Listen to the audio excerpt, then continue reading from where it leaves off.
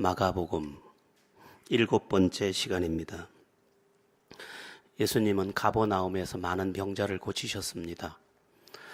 특히 4명이 한 명의 중풍병자를 들것에 메고 와서 사람이 많아서 예수님 앞에 도착할 수 없으니까 지붕을 뜯어서 그 병자를 내리고 병자를 내린 그 믿음을 보신 예수님께서는 내 죄 사함을 받았느니라 하셨고, 그 내 죄 사함을 받았느니라 하는 것이 말이 아니라 사실임을 그의 치유를 통해서 증명해 주셨습니다.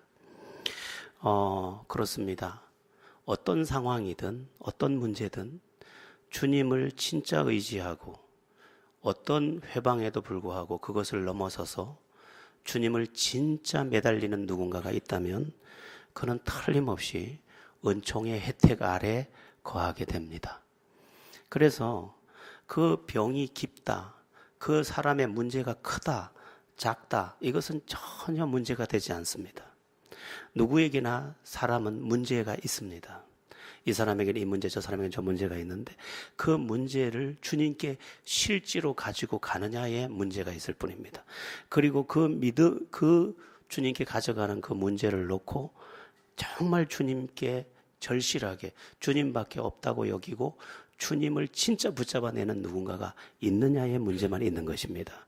만약 어떤 사람이 정말 부도가 났거나 또는 어떤 급박한 정말 내일 죽을까 살까, 차라리 이렇게 사느니 죽을까 하는 사람이 있다 하더라도 그가 만일 주님이 구세 준 것을 인정하고 여러 상황과 여건을 뛰어넘어서 주님을 진짜 붙잡고 매달리는 사람이 있다면 그는 중풍병자가 지붕을 뚫고 내려가서 고침을 받았던 것처럼 그가 누구든 다 새 인생으로 고침받고 다 주님을 찬송하고 주님이 구세주라고 말할 수 있게 될 줄로 믿습니다. 이것은 기독교의 역사입니다. 그래서 잠언 8장 17절도 분명히 말하고 있습니다. 나를 사랑하는 자들이 나의 사랑을 입으며 나를 간절히 찾는 자가 나를 만나리라. 진짜 주님을 의지한 사람은 진짜 승리하게 돼 있다, 이것입니다. 여러분 마음에 꼭 간직하세요. 내가 진짜 주님을 의지하면 나는 진짜 승리할 수 있다.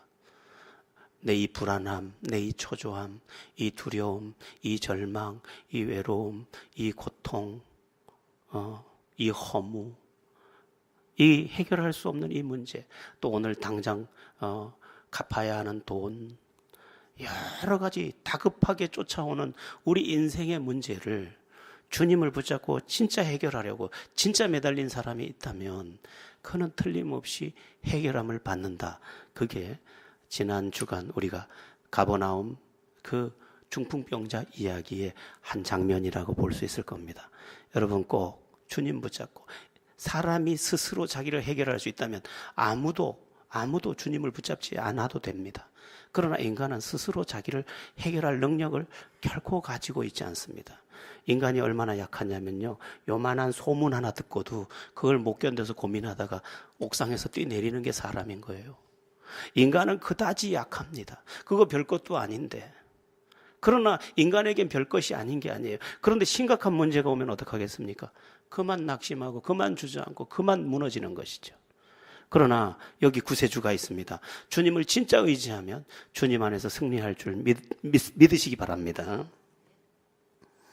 자, 이제 예수님은 가버나움을 떠나서 바닷가로 가십니다. 이 바닷가로 가시는데 오늘 본문의 이야기는 3가지 주제로 나열되어 있습니다. 그 3가지를 볼 텐데 오늘 3가지 주제도 굉장히 중요하다, 이렇게 여겨집니다. 첫 번째가 뭐냐 하면 바닷가에 가셔서 몰려오는 수많은 무리들을 가르치셨다는 것입니다. 자, 우리 13절 이미 읽었습니다만은 주보에도 나와 있죠. 13절 우리 다시 한번 읽어보겠습니다. 13절입니다. 시작.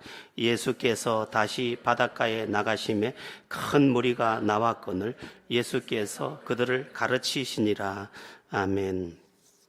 가르치시니라, 이게 굉장히 중요합니다. 예수님의 사역에 굉장히 중요한 획이 뭐냐 하면 가르치신 겁니다. 마태복음 9장에 가면 예수님의 3대 사역이 나오는데 가르치고 전파하고 치유하고 이 3가지 사역을 하십니다. 그런데 가장 많이 하신 사역이 뭐냐? 가르치신 겁니다. 가르치신 것. 여러분, 가르침은 매우 중요합니다. 우리 조선시대에는 뭘 배웠습니까? 유교를 배웠습니다. 사서삼경을 배웠습니다. 대학, 중용, 논어, 맹자, 시경, 서경, 역경을 배웠습니다. 그런데 신비하지요. 사실은 저도 대학 중용을 읽어봤습니다만은 참 글이 깊습니다. 내용이. 맹자 같은 걸 읽어보면, 맹자를 읽어보면 얼마나 정치를 이상적으로 표현해 놨는지 모릅니다.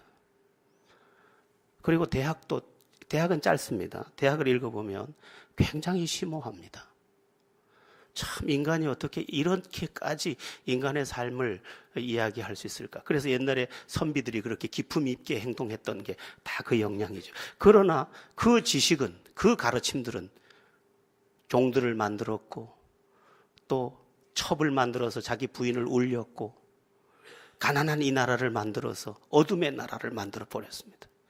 그렇게 탁월한, 저는 인간이 만든 학문 중에 그만한 학문이 별로 없다고 생각할 정도로 사서삼경, 그들의 유학이 탁월하다고 인정합니다. 그들이 쓴 책은담 같은 것은 얼마나 아까운지 저는 하루에 다 보기가 아까워서 조금 보다가 자다가 한 페이지만 더 보고 잘까 이렇게 읽었던 책이 책은담입니다. 그 정도로 책의 내용이 깊습니다. 그러나 그 책에 뭐가 없느냐? 생명이 없습니다. 그래서 생명이 없기 때문에 생명을 주지 못합니다. 그런데 이 예수님의 가르침은 생명이 있습니다. 그래서 이 생명의 말씀을 통해 가르침을 받으면 어떤 일이 일어나느냐? 세 가지 사건이 일어납니다. 첫 번째는 구원의 사건이 일어납니다. 구원. 그 말씀이 요한복음 5장 24절에서 25절에 나오는데 우리 함께 요한복음 5장 24절에서 25절을 한번 천천히 읽어보겠습니다. 시작. 내가 진실로 진실로 너희에게 이르노니 내 말을 듣고 또 나 보내신 이를 믿는 자는 영생을 얻었고 심판에 이르지 아니하나니 사망에서 생명으로 옮겼느니라. 진실로 진실로 너희에게 이르노니 죽은 자들이 하나님의 아들의 음성을 들을 때가 오나니 곧 이때라. 듣는 자는 살아나리라. 아멘. 듣는 자는 살아나리라. 어떻게 살아나느냐? 사망에서 생명으로 옮겨지도록 살아나느니라. 여러분, 주님의 가르침, 즉 주의 말씀은 우리를 살립니다. 그것이 나를 구원합니다. 더욱 들으면 더욱 살아납니다. 하나님의 은혜의 방편이 뭐냐? 진리의 말씀, 주님의 입에서 나온 말씀입니다. 신비합니다. 주님의 말씀이 내게 계속 들리면 그 말씀이 와서 나를 계속해서 살려내기 시작합니다. 사망에서 생명으로 옮기고 내 인생을 회복시켜주는 은혜를 공급하는 것입니다. 세상 이야기도 좋은 이야기가 많습니다. 행복하게 사는 비결 10가지. 참 읽어보면 좋죠. 부부가 함께 사랑하는 방법 10가지 다 좋죠. 그러나 그 안에는 생명이 없습니다. 여러분, 세상의 이야기는 비가 내리지 않는 땅이 사막이 되는 것처럼 세상 이야기는 햇살처럼 눈부시지만 실제로는 그것을 황폐화할 뿐이지 아무것도 주지 못합니다. 그러나 주님의 말씀은 그 안에 생수가 들어있어서 그를 살려내고 그 생수가 흐르는 땅에 식물들이 자라서 열매를 맺듯이 그 인생에 열매를 주는 것입니다. 그래서 주님의 말씀을 계속 가르침을 받아야 합니다. 설교를 통해서도 가르침을 받고 성경 공부를 통해서도 가르침을 받고 1:1 양육을 받고 성장반에 들어오고 양육반에 들어오고 또 제자대학을 들어와서 공부를 하다 보면 이 말씀이 와가지고 나를 살려내. 어느새 내가 사망에서 생명으로 옮겼느니라. 죽을 것 같은 자리에서 삶의 자리로 이사를 가 있습니다. 답답하던 가슴이 열리게 되고 억눌렸던 내가 활개를 치게 되고 살아나는 것입니다. 그러므로 우리는 주님의 말씀, 세상 이야기를 너무 많이 들으면 세상 이야기를 들으면 나만 바보 같아 보이고 작아 보이고 요즘 사람들은 왜 그렇게 키가 커요? 왜 그렇게 잘생겼어요? 왜 그렇게 예뻐요? 왜 그렇게 하늘거려요? 왜 그렇게 이쁜 거야? 그 숲에서 살아가는 나는 얼마나 초라해요. 그러니까 거기에 비교하고 그 사람들의 이야기를 들으면 나는 초라하고 나는 부족하고 나는 불행하잖아요. 그런데 주님의 말씀을 들으면 너도 된다는 거예요. 너도 살아난다는 거예요. 너도 행복해질 수 있다는 거예요. 실제로 그렇습니다. 여러분, 제가 잘나서 여기 있겠습니까? 아니에요. 주님의 말씀을 배우다 보니까 나도 살아나서 여러분에게 말하는 거죠. 예수 믿으면 살아납니다. 주님의 말씀의 가르침을 받으면 그 가르침이 와서 우리를 살리는 겁니다. 이렇게 말씀드리는 것이죠. 주님의 가르침은 또 뭘 주느냐? 비슷한 이야기인데요. 행복과 영광을 줍니다. 신명기 10장 13절 말씀인데 제가 읽어드리겠습니다. 읽겠습니다. 내가 오늘 내 행복을 위하여 내게 명하는 여호와의 명령과 규례를 지킬 것이 아니냐.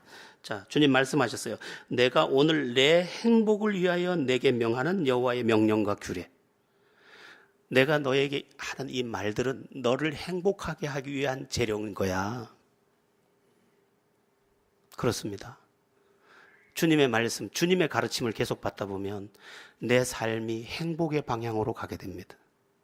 세상의 소리를 자꾸 들으면 불행의 방면으로 가거나 죄의 방면으로 가게 되어 있는데, 주님의 가르침을 받다 보면 내가 행복의 방면으로 가고 행복의 방면으로 가서 그 예비된 행복에 도착하게 되는 것입니다. 주님의 가르침은 참으로 귀하고 아름답고 복스러운 특징을 갖고 있습니다. 그래서 주님의 가르침을 따라 행하는 사람에 대해서 그 복을 신명기 28장이 자세하게 나열하고 있습니다. 신명기 28장을 함께 보겠는데요. 제가 한 절, 여러분 한 절 나누어서 교독을 해보겠습니다. 네가 내 하나님 여호와의 말씀을 삼가 듣고 내가 오늘 내게 명령하는 그의 모든 명령을 지켜 행하면 내 하나님 여호와께서 너를 세계 모든 민족 위에 뛰어나게 하실 것이라. 내가 내 하나님 여호와의 말씀을 청종하면 이 모든 복이 내게 임하여 내게 이를 성읍에서도 복을 받고 들에서도 복을 받을 것이며 내 몸의 자녀와 내 토지의 소산과 내 짐승의 새끼와 소와 양의 새끼가 복을 받을 것이며 내 강주리와 떡반죽 그릇이 복을 받을 것이며 내가 들어와도 복을 받고 나가도 복을 받을 것이며 여호와께서 너를 대적하기 위해 일어난 적군들을 내 앞에서 패하게 하시리라. 그들이 한 길로 너를 치러 돌아왔으나 내 앞에서 7길로 도망하리라. 여호와께서 명령하사 내 창고와 내 손으로 하는 모든 일에 복을 내리시고 내 하나님 여호와께서 내게 주시는 땅에서 내게 복을 주실 것이며 여호와께서 내게 맹세하신 대로 너를 세워 자기의 성민이 되게 하시리니 이는 내가 내 하나님 여호와의 명령을 지켜 그 길로 행할 것임이니라.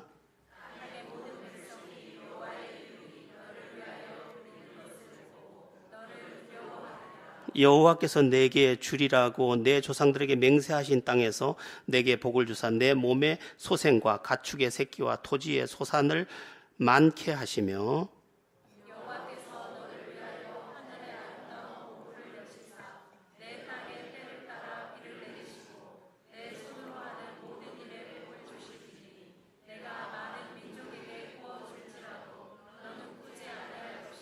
여호와께서 너를 머리가 되고 꼬리가 되지 않게 하시며 위에만 있고 아래에 있지 않게 하시리니 오직 너는 내가 오늘 내게 명령하는 내 하나님 여호와의 명령을 듣고 지켜 행하며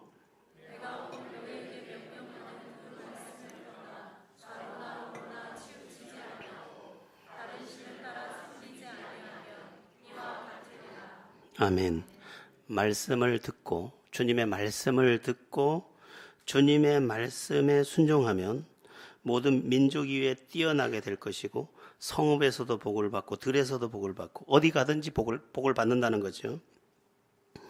내 몸의 자녀도 복을 받고 내 토지도 복을 받고 기르는 짐승도 복을 받고 네 강주리도 복을 받고 또 반죽 그릇도 복을 받고 들어와도 복을 받고 나가도 복을 받고 적군들은 네 앞에서 패하게 될 것이고 모든 일에 복을 받고 또 하나님의 거룩한 백성이 되고 사람들은 너의 형통함을 보고 두려워하고 또한 네 몸의 소생, 네 자식도 잘 되고 네 가축도 잘 되고 네 땅도 잘 될 것이다.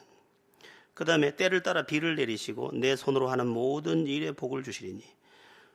고추를 심어놨는데 다음 날에서부터 햇빛이 나면 고추 심어놓은 목까지 다 타 죽습니다. 시골에서 저는 농사 짓는 걸 많이 봤는데, 근데 마침 심고 돌아서는데 비가 오면 이게 풍년이 되는 것입니다. 딱 맞게 도와주겠다. 그때 적절하게 너를 돕겠다.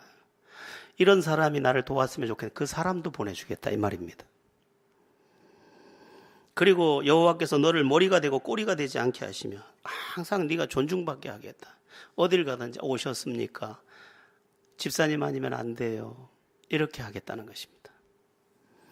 그리고 이 명령을 다 지켜 행할 때 위에만 있고 아래에 있지 않게 하리니 비천한 자가 되지 않게 하겠다는 것입니다. 그렇습니다, 여러분. 주님의 가르침, 그 가르침이 우리가 그토록 소원하는 행복의 자리, 영광의 자리에 도착하게 하는 것입니다. 여러분, 다른 소리 너무 많이 듣지 마세요. 다른 남편 잘한다는 소리 듣지 마세요. 그 남편은 그 남편이요. 주님의 말씀을 들으면 내 인생이 고맙고 내 옆에 있는 모든 가족이 고맙고 내가 해야 할 일도 알게 되고 결국은 행복과 영광을 정복하게 될 줄로 믿습니다. 주님의 가르침은 또 뭘 주느냐? 평화를 줍니다. 평화. 인생의 최고의 과제는 뭐냐면 평화의 과제입니다. 좀 편안하고 평안하고 늘 잔잔했으면 좋겠다. 쫓기지 않고 눌리지 않고 두렵지 않고 밤에도 낮에도 안식하고 싶다. 이게 사람의 근본적 욕구인데 주님의 가르침은 바로 그것을 제공한다는 것입니다. 그 말씀이 잠언 1장 32절 33절에 나옵니다. 잠언 1장 32절에서 33절 한 목소리로 읽어봅니다. 어리석은 자의 퇴보는 자기를 죽이며 미련한 자의 안일은 자기를 멸망시키려니와 오직 내 말을 듣는 자는 평안히 살며 재앙의 두려움이 없이 안전하리라. 아멘. 어리석은 자의 퇴보는 자기를 죽이며 그랬는데 우리가 고통을 만나는 이유 중에 최고의 이유는 납니다. 내가 실수하거나 내가 그 사람에게 뭔 잘못을 했거나 또는 욕심이 나서 뭐 잘못 투자를 했거나 재앙을 부르는 첫 번째 출발점이 대부분 납니다. 그런데 오직 내 말을 듣는 자는 평안히 살며 재앙의 두려움이 없이 안전하리라. 주님의 가르침을 받고 주님의 가르침을 따라갔더니 평안히 이 일을 해도 평안하고 저 일을 해도 평안하고. 왜? 주님이 책임져 주는 은혜가 있더라는 것입니다. 여러분, 주의 가르침으로 살아가는 것은 단순히 종교 생활 중에 한 부분이 아니라 내 삶에 직결된 가장 위대한 일이라는 것을 잊으면 안 되는 것입니다. 그래서 항상 말씀을 잘 듣고 말씀을 더 배우고자 하고 말씀을 적용하려고 하고 그런 가운데 삶의 승리를 얻게 될 줄로 믿습니다. 여러분의 삶에 평화가 깃들기를 바랍니다.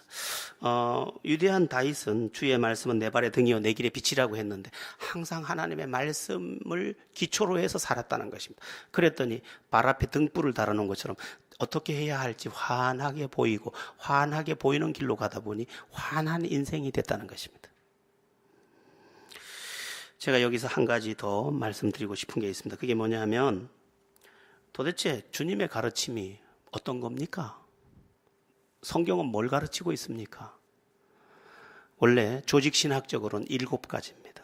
그런데 그것은 압축한 것이고 수많은 것이 있는데 몇 가지 말씀드려 보겠습니다. 첫째는 인간론. 인간은 누구인가? 인간의 불행은 어디서 왔는가? 인간은 어디로 가는가? 성경은 자세하게 말해줍니다. 그래서 성경의 가르침을 받다 보면 내 인생의 문제가 어디에 있었는지를 자세히 알게 됩니다. 두 번째, 신론. 신학 파트에서 두 번째 과목입니다.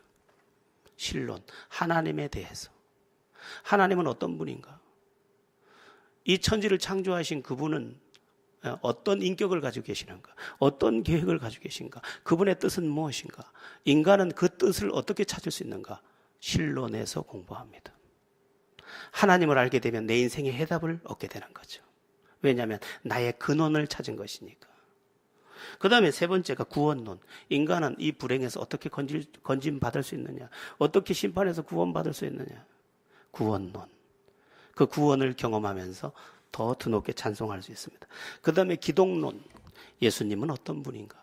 우리의 구세주로 오신 그분은 도대체 어떤 분인가? 어떻게 그분을 믿기만 하면 죄사함 받고 구원을 받는가? 기독론을 또 배우게 됩니다. 그 다음에 종말론. 이 세상의 끝은 무엇인가? 개인적 종말, 우주적 종말, 주의 재림으로 심판으로 인한 종말, 이것들에 대해서 공부하면서 성경을 보면서 지금이 다가 아니라 내일이 있고, 내일이 다가 아니라 죽음이 있고, 죽음이 다가 아니라 심판이 있구나. 그럼 나는 어떻게 살아야 할 것인가? 묻게 되는 것이죠. 그 다음에 성령론. 성령 하나님은 무엇을 하는가? 우리를 위해서. 그럼 우리 성령 하나님을 어떻게 의지할 수 있는가? 공부하게 됩니다. 그 외에도 기도는 무엇인가? 기도는 어떻게 응답될 수밖에 없는가? 하나님이 응답했던 기도의 그 예는 어떤 것인가? 수없이 말하고 있습니다. 행복론도 있습니다. 사랑과 행복이 어디에 담겨 있는가? 존귀함은 어디서 오는가? 말하고 있습니다. 지혜가 무엇인가? 다 말해주고 있습니다. 여러분, 너무 다른 거 많이 귀 기울여 듣지 마시고 주님의 입에서 나오는 그 가르침을 받으시면 근원적 문제를 찾게 되고 그 문제를 듣고 해결받는 중에 여러분이 승리의 자리에 도착하게 될 줄로 믿습니다. 부디 다 승리하게 되기를 축원합니다. 오늘 우리가 두 번째로 살필 내용은 또 다른 제자를 예수님께서 부르시는 장면입니다. 우리 다 함께 14절을 합독해 보겠습니다. 14절입니다. 시작. 또 지나가시다가 알페오의 아들 레이가 세관에 앉아 있는 것을 보시고 그에게 이르시되 나를 따르라 하시니 일어나 따르니라. 우리 예수님은 일찍이 제자를 4명 불렀습니다. 베드로, 안드레, 야고보, 요한 1장 16절에 보면 마가복음 1장 16절에서 이미 4명의 제자를 부르셨는데 지금 또 지나가시다가 세관에 앉은 레위를 나를 따르라 해서 또 제자로 부르고 계십니다. 이 레위가 누구냐 하면 이 레위는 유대 이름으로 레위고 로마식 이름으로는 마태입니다. 그러니까 마태복음을 기록한 제자, 그가 이 레위입니다. 이 레위의 직업이 나와 있는데 이 직업이 뭐냐 하면 세리입니다. 세리가 뭐냐 하면 로마의 앞잡이로 살면서 로마에서 10,000원을 걷어오라고 하면 20,000원을 청구해서 10,000원은 자기가 착복을 하고 10,000원만 로마에 주는 민족의 피를 빨아먹는 악한 사람들이었습니다.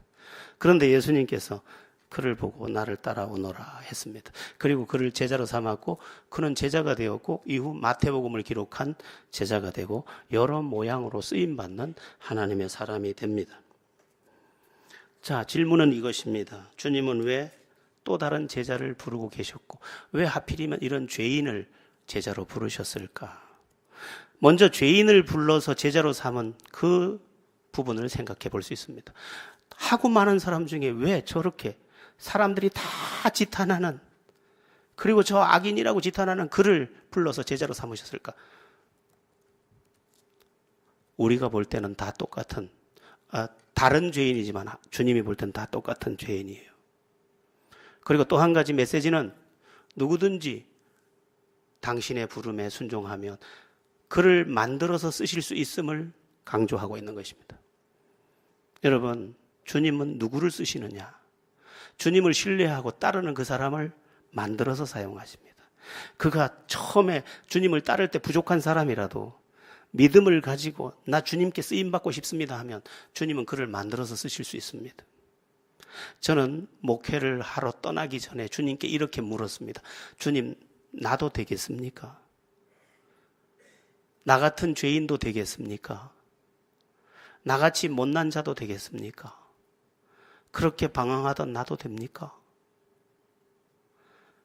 그렇게 제가 한번 어느 교회가 부흥회를 하더라고요. 시골 교회인데 옛날엔 시골에도 교인들이 많았어요. 부흥회를 하더라고. 근데 그냥 지나가지 왜 거기 들어가서 종을 치는지. 땡그랑 종을 치다 보니까 누가 와서 통수를 때리더라고요. 그렇게 교회 종이나 치고. 그런 나도 됩니까? 그런데 주님께서는 계속 확신을 주셨습니다. 주가 쓰시겠다 하라. 주가 쓰시겠다 하라. 계속해서 제게 들려주셨던 음성이기도 합니다. 여러분 중에 누군가가 나 주님의 사람으로 살고 싶습니다. 나 주님의 일꾼으로 살고 싶습니다 하면 주님은 여러분을 사용하실 수 있습니다. 그리고 여러분을 통해서 이 마태가 이렇게 위대하게 쓰임받았던 것처럼 위대한 역사를 열어갈 수 있습니다. 우리가 오늘 이제 예배 마지막 부분에 부르겠습니다만은 노예 상인이었던 존 뉴턴, 나 같은 죄인 살리신 주은의 놀라워를 작곡한 존 뉴턴도 노예 상인 아닙니까? 노예 상인은 사람도 아닙니다. 노예 상인, 우리 김인환 장로님이 한번 그 노예선 그 장면을 저한테 한번 보여줬는데, 노예선이 어떻게 생겼냐면 뺑 돌려서 사람을 눕힙니다. 칼잠을 재우듯이 눕힙니다. 그리고 그 위에다 또 사람을 눕힙니다. 또 눕힙니다. 꼼짝 못합니다. 유럽으로 올 때까지. 거기서 소대변 다 그냥 받아내는 게 아니라 끝입니다. 죽으면 그냥 끝입니다. 산 사람만 그냥 노예로 집어넣습니다. 그리고 거기 여자도 있고 다 있습니다. 그 중에 반반하면 데려다가 밤에 자기 겁니다. 그건. 이런 악한 자가 존 뉴턴이에요. 사람도 아니에요. 그런데 하나님께서는 그 존 뉴턴도 회개하고 나 같은 자도 쓰임받을 수 있습니까? 주가 쓰시겠다 하라. 그를 써서 그 위대한 찬양을 만들고 시대 가운데 간증자로 세우고 그를 통해 영광을 받으십니다. 여러분, 사람이 볼 때는 잘난 사람도 있고 못난 사람도 있지만 하나님 볼 때는 다 도토리입니다. 하긴 도토리도 주워보면 큰 놈도 있긴 있다. 그래봐야 도토리입니다. 그러니까 저 죄인을 제자로 삼다니. 아니에요. 그럴듯한 죄인이 있고 형편없는 죄인이 있을 뿐이에요. 여러분, 진짜 죄는 누가 짓는지 압니까? 더 가진 사람들이 죄를 짓습니다. 그러니까 성경에 보면 의인은 없나니 하나도 없다고 했고, 하나님의 기준에, 하나님의 영광에 이를 자가 아무도 없다. 하나님의 기준에 도착할 자가 아무도 없다고 한 겁니다. 저는 기대합니다. 우리 중에 누군가가 저도 주님의 사람으로 살고 싶습니다. 저를 사용해 주시옵소서. 이렇게 하여 쓰임도 받고 하나님께 영광도 올려드리고 내 생이 전혀 다른 차원의 생애가 되는 그 복을 누렸으면 정말 좋겠습니다. 또 한 가지, 왜 예수님은 이미 4명의 제자가 있었는데 또 한 명의 제자를 부르고 계셨을까? 예수님의 세계 복음화의 방식이었기 때문에 그렇습니다. 예수님께서 세계를 복음화하는 방법은 제자를 통해서였습니다. 그래서 12명의 제자를 이후에 선택을 하는데 왜 12명이냐? 12명 이상은 데려다니기도 힘들고 먹이기도 힘들고 재우기도 힘들고 최소한의, 그러나 최대한의 숫자가 12입니다. 그래서 그들을 정예 훈련을 시킵니다. 그리고 이후에 오순절날 성령 받아서 그들이 전부 쓰임받게 하는데, 그래야만 그들에게서 또 제자가 나오고 또 제자가 나와서 번식할 수 있기 때문에 12제자를 선택한 것입니다.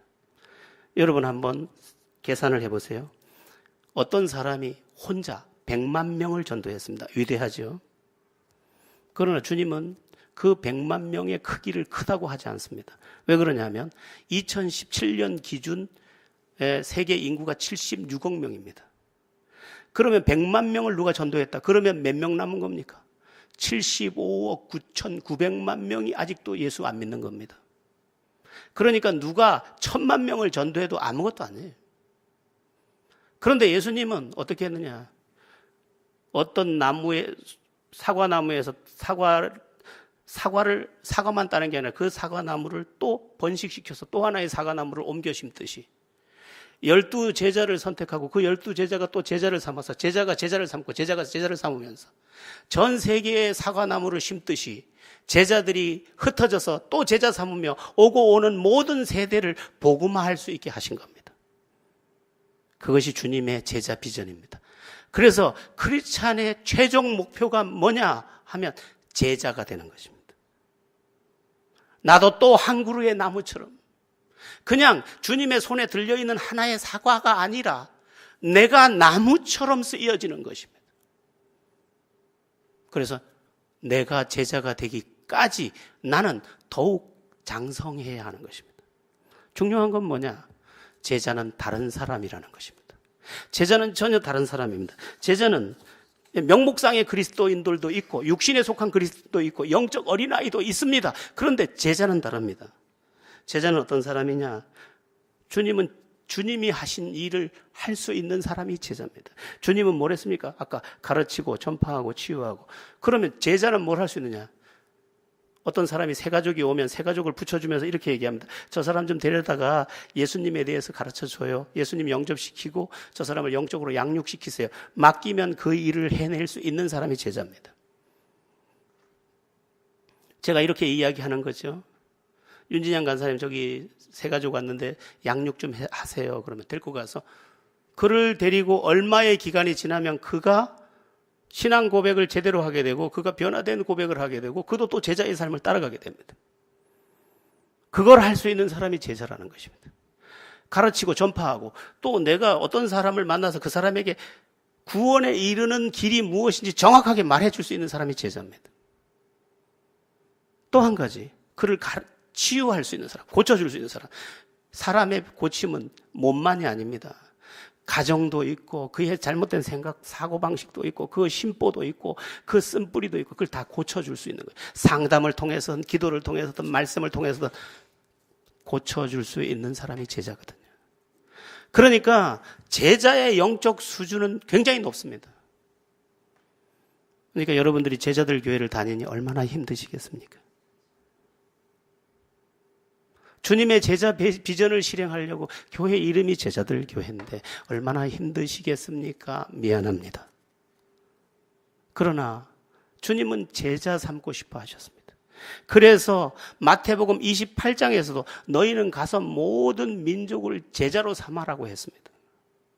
모든 민족을 전도하라고 안 하고 모든 민족을 제자로 삼아 아버지와 아들과 성령의 이름으로 세례를 주고 예전에는 지금은 목사님들이 다 세례 주지만 예전에는 아닙니다. 빌립 집사도 가서 세례를 줄 수 있었습니다. 지금 질서를 위해서 목사님들한테 준 건데 원래는 제자가 세례도 줄 수 있다고 성경은 말하고 있습니다. 제자.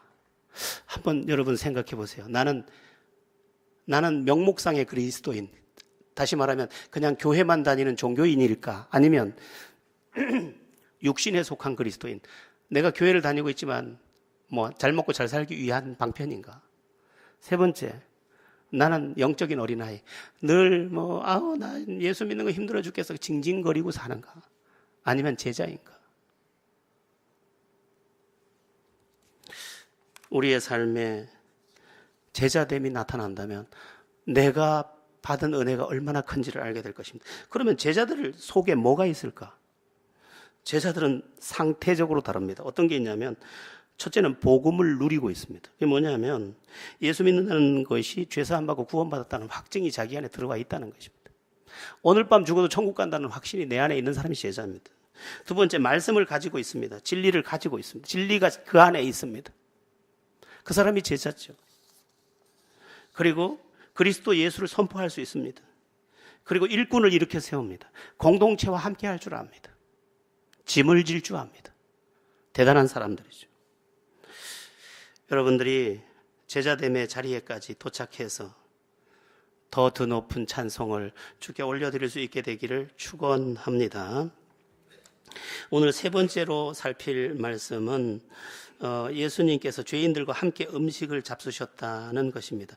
우리 다 함께 15절에서 17절까지 오늘 본문 15절에서 17절까지를 함께 15절에서 17절 함께 천천히 합독해 봅니다. 그의 집에 앉아 잡수실 때에 많은 세리와 죄인들이 예수와 그의 제자들과 함께 앉았으니 이는 그러한 사람들이 많이 있어서 예수를 따름이로라. 바리새인의 서기관들이 예수께서 죄인 몇 세리 잡수시는 것을 보고 그의 제자들에게 이르시 어찌하여 세리 및 죄인들과 함께 먹는가? 예수께서 들으시고 그들에게 이르시되 건강한 자에게는 의사가 쓸데없고 병든 자에게라야 쓸데있느니라. 나는 의인을 부르러 온 것이 아니요 죄인을 부르러 왔노라 하시니라. 아멘. 조금 전에 제가 세리가 누군지에 대해서 설명을 드렸죠. 세리는 민족의 피를 빨아먹던 가장 악한 자들이었습니다. 그들이 가장 싫어하는 건 창녀가 아니었습니다. 창녀도 죄인인데 창녀는 두 번째로 쳤습니다. 제일 싫어하는 게 세리, 그 다음에 창녀.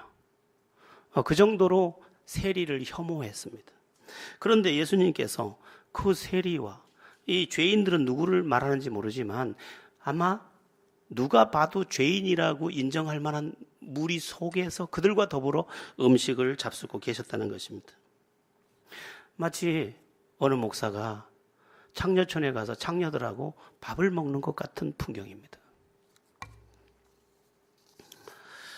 이 모습을 본 바리새인과 서기관들이 이렇게 말합니다. 당신들의 스승은 어찌하여 세리 및 죄인들과 함께 먹는가? 예수님이 거룩한 구세주라면 어떻게 저런 죄인들과 음식을 먹고 앉았느냐 이런 말입니다. 예수님께서는 바리새인과 서기관들이 그 질문하는 바를 들으시고 말씀하셨는데 그 말씀이 그 유명한 오늘 17절입니다. 17절 다시 한번 읽어보겠습니다. 같이 시작. 예수께서 들으시고 그들에게 이르시되 건강한 자에게는 의사가 쓸데없고 병든 자에게라야 쓸데있느니라. 나는 의인을 부르러 온 것이 아니요 죄인을 부르러 왔노라 하시니라. 아멘. 예수님의 말씀은 비유로 되어 있는데 병이 없다면 의사가 그 사람한테 쓸데없듯이 죄가 없다면 그 사람에게 내가 필요 없다. 나는 죄인을 구원하러 온 것이지 의인을 구원하러 온 것이 아니다. 그러면서 이들과 먹고 이들을 구원하는 것이 옳다 이렇게 말씀하신 것입니다. 그러면서 꼬집어서 한 가지를 더 말씀하신 게 뭐냐면 너희는 죄가 없다고 생각하면 나에게 오지 않았지? 그러므로 너희는 죄사함과 구원을 받지 못해. 너희는 의인인 척함으로 인해서 나를 만나지 못할 것이고 고로 은혜의 혜택 아래 들어가지 못할 것이라고 말씀하고 있는 것입니다. 여러분, 구원에 이르는 단계가 뭐냐면 첫 번째는 내가 죄인됨을 인정하는 것입니다. 주님이 내 죄를 사해 주시옵소서. 그 십자가를 내게 받아들여서 주님, 나의 죄를 가져가 주십시오. 나는 죄인입니다. 오늘 밤 죽으면 나는 지옥입니다. 그러나 주님께서 내 죄를 가져가 주시면 내 죄는 용서함을 받습니다. 이것이 첫 번째 관문이라는 것입니다. 우리가 잘 아는 말씀인데 이사야 53장 5절 말씀입니다. 우리 같이 이사야서 53장 5절 이제 다 끝나가는데 한 번만 읽어보겠습니다. 시작. 그가 찔림은 우리의 허물 때문이요 그가 상함은 우리의 죄악 때문이라. 그가 징계를 받음으로 우리는 평화를 누리고 그가 채찍에 맞음으로 우리가 나음을 입었도다. 아멘. 예. 그가 찔림은 우리의 허물 때문에. 예수님이 왜 찔렸느냐? 우리의 허물 때문에. 그가 왜 상했느냐? 우리의 죄악 때문에. 그가 왜 징계를 받았느냐? 우리의 평화 때문에. 그 우리를 지옥에서 건지시려고. 이 사실, 내가 죄인입니다. 내 대신 주님께서 십자가에 못 박혀 죽으셨습니다. 내 죄 가져가 주세요. 이렇게 말하는 사람은 내가 병든 자임을 인정한 것이고 병든 자에게는 의원이 필요하고 그 의원이 이것을 고칠 수 있기 때문에 고쳐주는 것처럼 내가 죄인입니다. 주님이 나를 고쳐주시고 나를 구원해 주세요. 그렇게 주님의 십자가를 나의 죄를 대신한 십자가로 받아들이고 영접해드리면 채찍에 맞음으로 우리는 나음을 받았도다. 주님께서 내 죄값을 다 지불해 주셨으므로 나음을 받았도다. 불행에 빠질 이유도 지옥에 빠질 이유도 심판에 빠질 이유도 얻게 되었다는 것입니다. 여러분, 우리 인간에겐 길이 없습니다. 진짜 길은 오직 예수뿐입니다. 주님께서 말씀하신 것과 같습니다. 나로 말미암지 않고는 아버지께로 올 자가 없느니라. 다른 길이 없습니다. 그런데 주님이 진짜 길이십니다. 그러므로 주님을 진짜 매달리면 그가 누구든 상관없이 주님은 그를 건져내십니다. 말씀을 마칩니다. 오늘 설교 제목은 죄인 이것만입니다. 레위가 죄인이었지만 쓰임받은 하나님의 사람이 되었고, 세리와 죄인들이 죄인이었지만 구원의 은총을 누릴 수 있었다면 우리도 죄인이지만 우리도 주님의 은총을 받을 수 있다는 것입니다. 그가 한 누구든지 상관없이, 그가 만약 나도 구원해 주세요, 주님의 십자가로 내 죄를 다 가져가시고 나를 건져주세요 하고, 나도 주님의 제자가 되겠습니다 하고, 그가 구하는 것이면 주님은 그것을 이루어 주신다는 것입니다. 진짜 원하면 그는 구원받고, 진짜 원하면 제자가 된다는 것입니다. 그렇게 하시겠다고 주님이 말씀하시는 것입니다. 우리가 죄인이 이것만, 이렇게 흉악하고 부족한 죄인이 이것만, 주님은 우리를 구원하시고 우리를 사용하시고 또 우리를 기뻐하신다고 말씀하고 있는 것입니다. 마지막 질문은 이거지요. 우린 과연 주님을 간절히 찾고 있을까? 주님의 사람이 되고 싶어 하고 있을까? 만약 내가 주님을 진짜 매달리고 주님의 사람으로 진짜 살고자 한다면 주님이 능히 하실 건데 말입니다. 꼭 주님 붙잡고 인생을 바꾸고 주님께도 쓰임받는 여러분들 되기를 예수의 이름으로 바랍니다. 기도드리겠습니다.